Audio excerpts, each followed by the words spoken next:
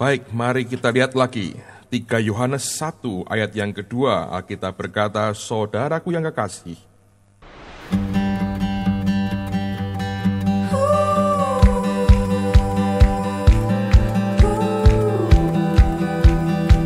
aku berdoa semoga engkau baik-baik dan sehat-sehat saja dalam segala sesuatu, sama seperti jiwamu baik-baik saja.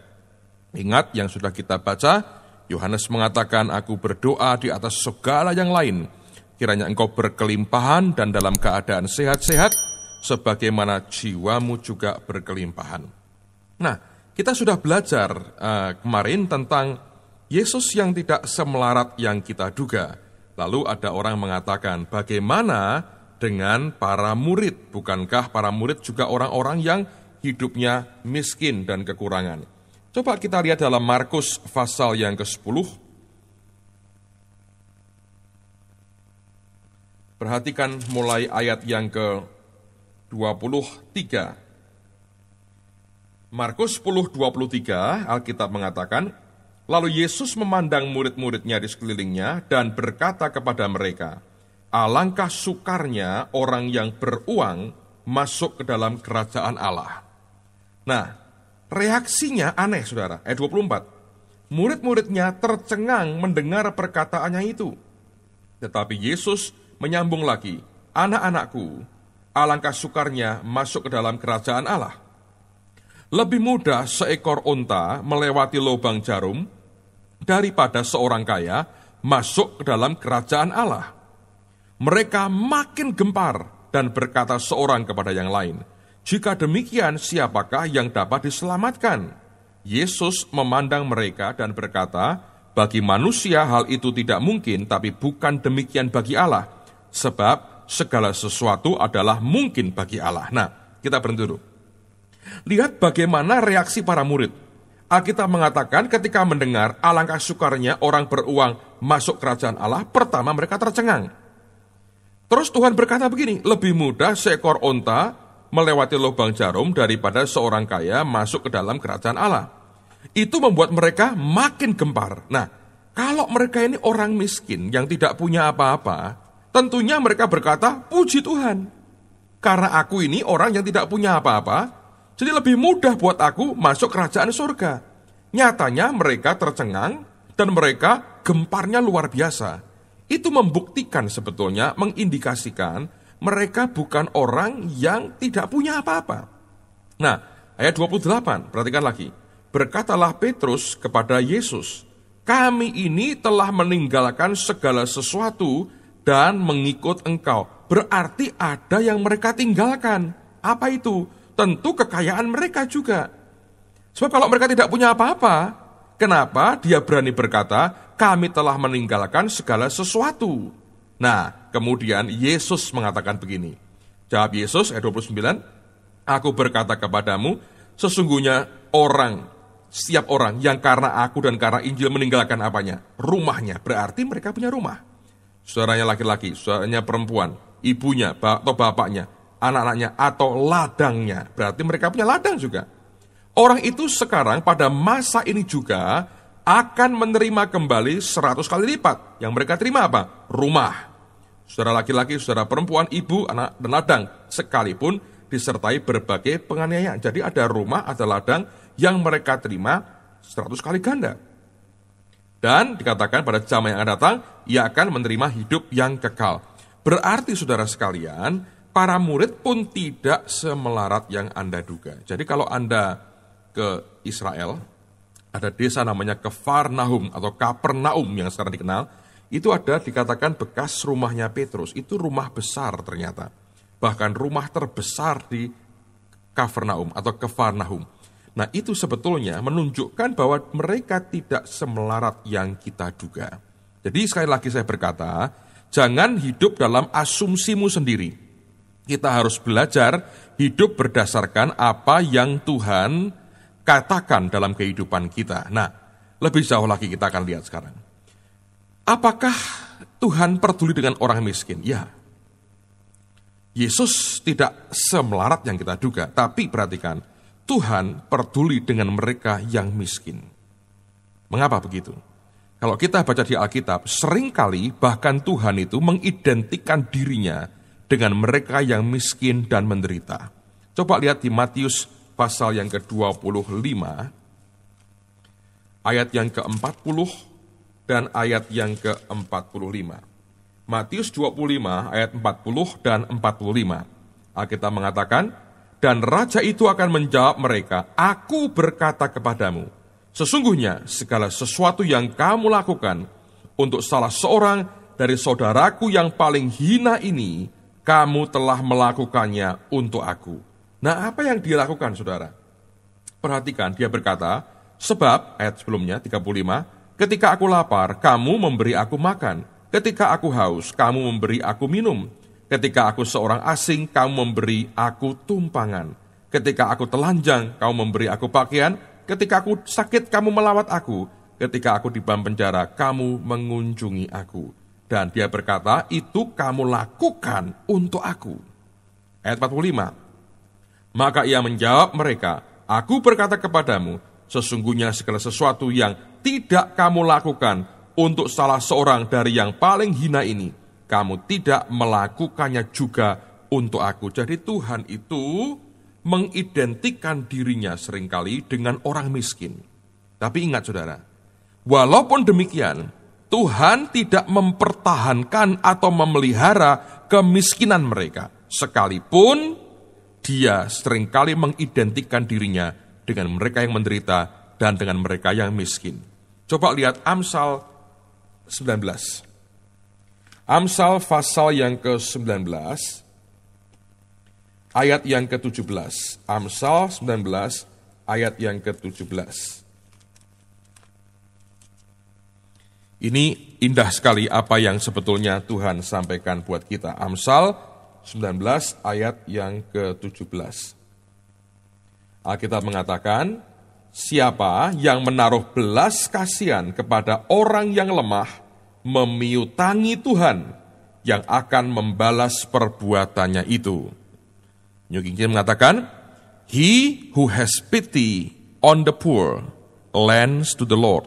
Dia yang berbelas kasihan kepada orang miskin itu memiutangi Tuhan. And he will pay back what he has given. Dan dia akan membayarkan kembali apa yang telah ia berikan. Jadi kalau Anda itu berbelas kasihan kepada orang yang miskin, Alkitab berkata seperti memiutangi Tuhan. Perhatikan, Tuhan mengidentikan dirinya dengan mereka yang miskin. Dan siapapun yang berbelas kasihan kepada orang miskin, dianggap memiutangi Tuhan dan akan dikembalikan oleh Tuhan sendiri, bukan oleh si miskin itu. Nah, lihat Amsal 23 sekarang. Amsal 23 ayat ini merupakan sesuatu yang akan saya bacakan. Ini ayat yang akan membuat saudara mengerti, karena Alkitab berkata begini. Dia sebetulnya memberikan, akan sekali lagi ya, memberikan kepada kita dasar yang luar biasa tentang bagaimana sebetulnya kita ini hidup di dalam anugerah Tuhan, ya. Karena dia berkata ini, he who gives to the poor will not lack. Dia dikatakan yang memberikan kepada orang miskin tidak akan kekurangan. Sekali lagi saya bacakan, he who gives to the poor will not lack. Dia yang memberi kepada orang yang miskin tidak akan berkekurangan. Dan dikatakan, but he who hide his eyes will have many curses. Tapi dia yang menutup akan matanya akan menerima akan berbagai macam kutukan. Ini sesuatu yang sangat-sangat tidak enak dalam kehidupan kita, tapi ini yang Tuhan katakan dalam kehidupan kita, bahwa dia yang memberi kepada orang miskin tidak akan pernah kekurangan. Nah, sekarang perhatikan, dalam Galatia pasal yang kedua, surat Galatia pasal yang kedua, Alkitab mengatakan sesuatu yang menarik sekali. Diceritakan bagaimana sebetulnya Paulus ini menerima approval atau pengakuan dari para rasul yang lain soal kerasulannya. Galatia 2, perhatikan ayat 9 dan ayat yang ke-10. Dan setelah melihat kasih karunia yang dianugerahkan kepadaku, maka Yakobus, Kefas, dan Yohanes yang dipandang sebagai sokok guru jemaat berjabat tangan dengan aku dan dengan Barnabas sebagai tanda persekutuan, supaya kami pergi kepada orang-orang yang tidak bersunat dan mereka kepada orang-orang yang bersunat. Hanya, perhatikan ayat 10, kami harus tetap mengingat orang-orang miskin. Dan memang itulah yang sungguh-sungguh kuusahakan melakukannya. Tanda kerasulannya Paulus diakui, dan para rasul yang lain hanya mengingatkan satu hal. Harus tetap mengingat orang-orang miskin. Dan dikatakan memang itulah yang sungguh-sungguh, kata Paulus, kuusahakan melakukannya. Berarti kita melihat di sini, Tuhan peduli dengan orang miskin. Tuhan peduli dengan mereka yang kekurangan. Tapi bukan berarti Tuhan itu mengelola atau mempertahankan kemiskinan itu sebetulnya. Kenapa? Coba lihat dalam 2 Korintus pasal yang ke-8 sekarang. Saya tunjukkan kepada saudara sesuatu yang menarik di sini. 2 Korintus pasal yang ke-8. Perhatikan mulai ayat yang pertama. 2 Korintus 8, lihat mulai ayat yang pertama. Saya mau katakan lagi, Tuhan tidak pernah mengelola, membiarkan, mempertahankan kemiskinan. Dari mana kita tahu? Lihat ayat yang pertama. Saudara-saudara, kami hendak memberitahukan kepada kamu tentang kasih karunia yang dianugerahkan kepada jemaat-jemaat di Makedonia. Selagi dicobai dengan berat dalam pelbagai penderitaan, sukacita mereka meluap, dan meskipun mereka sangat miskin, namun mereka kaya dalam kemurahan. Lihat ya, kemurahan itu di jiwa pertama-tama. Fisiknya mereka masih miskin, tapi kaya dalam kemurahan, jiwa mereka, pikiran, perasaan mereka limpah sekali. Aku bersaksi bahwa mereka telah memberikan menurut kemampuan mereka, bahkan melampaui kemampuan mereka. Dengan kerelaan sendiri mereka meminta mendesak kepada kami, supaya mereka juga beroleh kasih karunia untuk mengambil bagian dalam pelayanan kepada orang-orang kudus. Mereka memberikan lebih banyak daripada yang kami harapkan. Mereka memberi diri mereka pertama-tama kepada Allah, kemudian oleh karena kehendak Allah juga kepada kami.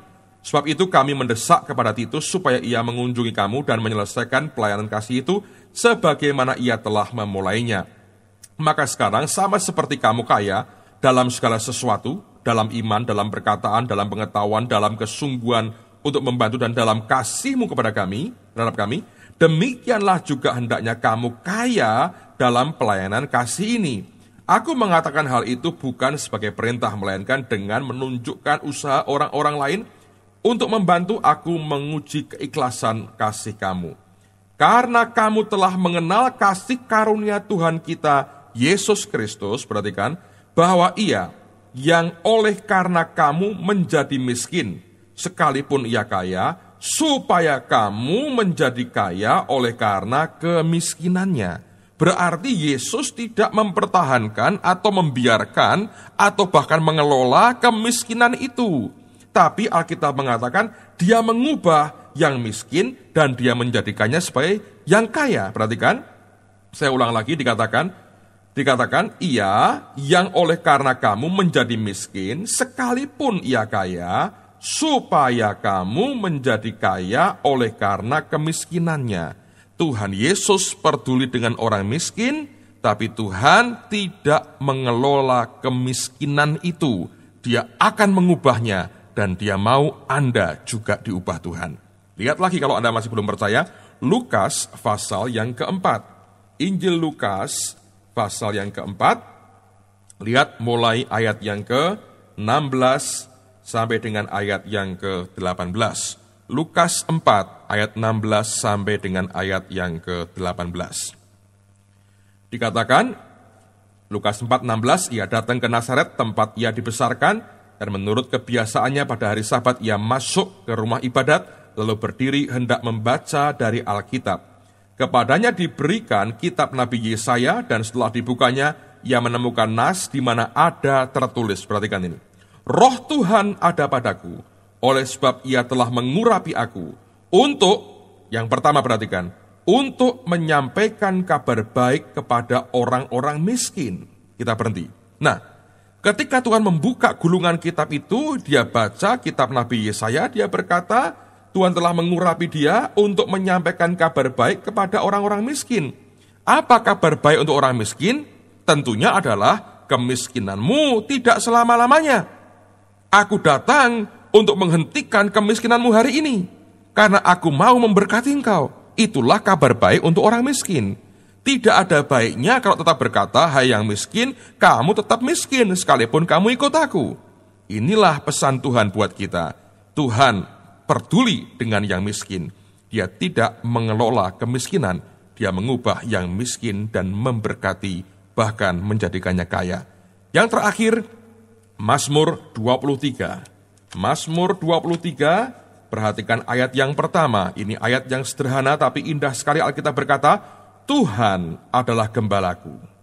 Lalu, karena dia gembala, hal yang pertama langsung dia kerjakan adalah, takkan kekurangan aku. Kalau dia gembala kita, mestinya semua kita berkata, takkan kekurangan aku. Pak, nyatanya saya masih kurang. Karena itulah Anda perlu dengar berita sukacita ini, bahwa engkau akan satu hari berkata, aku tidak akan dan tidak akan pernah kekurangan, sebab Tuhan adalah gembalaku. Nah, tetapi pernyataan itu sebetulnya ada implikasinya. Ya, saya ulang lagi ya, Mazmur 23. Tuhan adalah gembalaku, takkan kekurangan aku. Nah, sekali lagi banyak orang berkata, saya masih miskin, Pak. Well, saya berkata, oleh karena engkau tidak mengikuti akan petunjuknya, yang berkata bahwa sebelum engkau hidup tanpa kekurangan, saudara harus menjadikan Tuhan sebagai gembalamu. Nah, maksudnya apa? Di mana kita salahnya? Coba lihat dalam Yohanes pasal yang ke-10. Injil Yohanes pasal yang ke-10. Lihat dengan saya pada ayat yang pertama sampai dengan ayat yang keempat. Yohanes 10 ayat yang pertama sampai dengan ayat yang keempat. Aku berkata kepadamu, sesungguhnya siapa yang masuk ke dalam kandang domba dengan tidak melalui pintu, tetapi dengan memanjat tembok, ia adalah seorang pencuri dan seorang perampok. Tetapi siapa yang masuk melalui pintu, ia adalah gembala domba. Untuk dia, penjaga membuka pintu, dan domba-domba mendengarkan suaranya, dan ia memanggil domba-dombanya masing-masing menurut namanya, dan menuntunnya keluar. Ayat yang keempat, perhatikan baik-baik. Jika semua dombanya telah dibawanya keluar, ia berjalan di depan mereka, dan domba-domba itu mengikuti dia, karena mereka mengenal suaranya. Jadi, saudara sekalian, kalau kita berani berkata Tuhan adalah gembalaku, itu artinya begini, gembala di depan, domba-domba di belakang. Bagian kita mengikuti kemanapun gembala itu pergi. Nah, inilah rahasia hidup dalam berkat, yang membuat kita akan berkata, takkan kekurangan aku. Tetapi saya harus berkata, cukup banyak orang Kristen yang memposisikan dirinya tidak seperti domba, tapi seperti bebek. Bedanya apa? Bebek di depan, yang angon di belakang. Lalu bebek hanya ngejarnya arah lumpur dan sawah yang kotor, tapi domba cari rumput yang hijau dan air yang tenang. Kalau kita berjalan, selalu mencoba mendahului Tuhan, ini yang membuat kita tidak bisa hidup dalam kelimpahannya. Kenapa? Karena perkataan takkan kekurangan aku itu setelah kita berkata, Tuhan adalah gembalaku. Nah, kita berkata, Pak, tapi aku kan dombanya. Oke, untuk membuktikan bahwa engkau dombanya, jalanlah di belakang Tuhan. Biarkan dia di depanmu. Dia pergi kemana, engkau dan saya tinggal mengikuti. Namun kenyataannya, betapa banyak orang-orang percaya hari ini yang setiap kali terus-menerus hidupnya itu penuh dengan inisiatif manusianya sendiri. Kita tidak mau mengikuti cara Tuhan bekerja. Itu yang menghalangi Allah untuk bisa menuntun kita ke tempat yang limpah. Terlalu banyak kita ini yang punya ide sendiri. Kita merasa kita mampu, kita merasa kita sanggup. Tapi ujungnya apa? Ternyata kita berjalan mendahului Tuhan senantiasa. Nah, ini yang menjadikan kita bukan lagi domba, tetapi bebek. Nah, disinilah sebetulnya orang-orang percaya harus menyadari. Sebab kalau engkau mau seperti domba, perkataan Tuhan harus engkau pegang. Iya, Tuhan itu berjalan di depan mereka, dan domba-domba itu mengikutinya. Nah, kalau Anda perhatikan, ayat ini akan sampai kepada ayat yang ke-10, dan dia berkata, "Aku datang, supaya mereka mempunyai hidup dan mempunyainya dalam segala kelimpahan." Dari mana kelimpahan itu? Kalau engkau mulai berjalan mengikuti kemanapun Tuhan suruh engkau berjalan. Nah, di sini kita harus memperhatikan, jangan hidup seperti bebek. Bebek itu bergerak di depan, yang angon di belakang. Dan kalau engkau seperti bebek, maka ayat yang berikutnya, "Takkan kekurangan aku tidak pernah dia bisa jaminkan dalam kehidupan kita." Tapi sebaliknya, kalau kita berkata, "Aku tidak akan kekurangan, aku akan diberkati sebab Tuhan gembalaku, kemanapun dia pergi, aku akan ikut. Ya ke kanan, ke kiri, ke kiri. Dan kemanapun dia perintahkan aku akan di situ." Pada saat kita hidup dalam ketaatan seperti itu, saudara akan menikmati kelimpahan yang daripada Tuhan. Ingat apa yang Ayub pernah katakan. Saya mau ulang membaca buat saudara. Dalam Ayub pasal yang ke-36, ayat yang ke-11 dikatakan, "Jikalau mereka mendengar dan takluk." Ini mendengar seperti domba mendengar, takluk mengikuti seperti domba mengikuti gembalanya, "maka mereka akan hidup mujur sampai akhir hari-hari mereka, dan senang sampai akhir tahun-tahun mereka." Dikatakan, "They shall spend their days in prosperity." Mereka akan menghabiskan hari-hari mereka di dalam kelimpahan, "and their years in pleasures." Dan tahun-tahun mereka di dalam kenikmatan. Kuncinya adalah mendengar dan takluk, mendengar dan taat. Jadi domba dan jangan jadi bebek. Domba mengikuti kemana gembalanya pergi, bebek diikuti tukang angonnya dari belakang. Dan kalau Anda mau menikmati Mazmur 23, kalimat pertama harus jadi bagian yang tidak terpisahkan dari hidup saudara. Tuhan memberkati.